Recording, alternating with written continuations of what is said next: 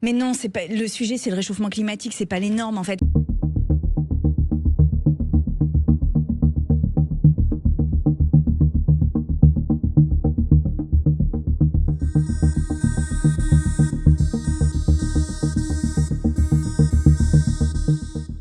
La France est un pays qui, au niveau européen, est tout à fait capable de dire non, comme à une grande époque.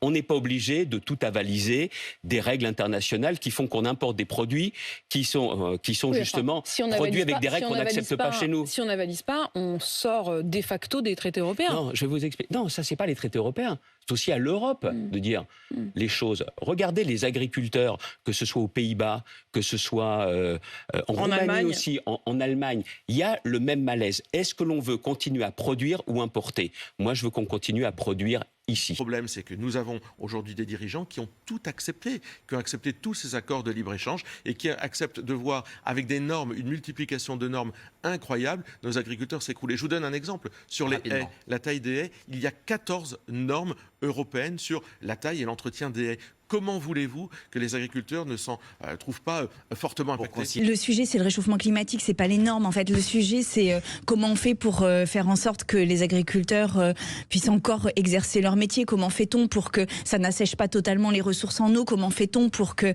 on ne détruise pas ce qui est le bien le plus précieux pour un agriculteur, qui est le cycle de l'eau? Comment fait-on pour remettre des haies? Comment fait-on pour faire en sorte que les sols soient vivants, parce qu'on sait que c'est une des conditions de la vie et de l'avenir de l'agriculture. Je pense que c'est facile ici, lundi matin à 8h10, au chaud dans un plateau, de venir pointer du doigt Bruxelles.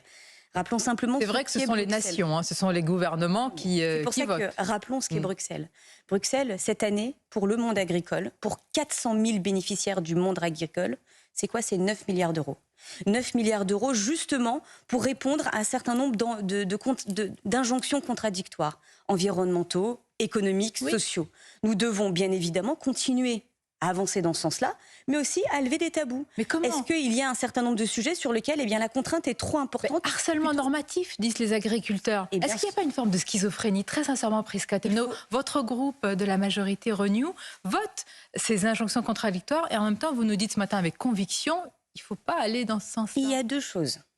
Est-ce que nous devons continuer à protéger nos agriculteurs? Oui. Est-ce que nous devons continuer à avancer sur les enjeux environnementaux et sanitaires qui sont les nôtres et sur lesquels nous pouvons être fiers en tant que Français? Parce que oui, notre agriculture est une des plus vertueuses, plus vertueuse au monde. Bien évidemment. On peut aller sur ce en même temps? On doit.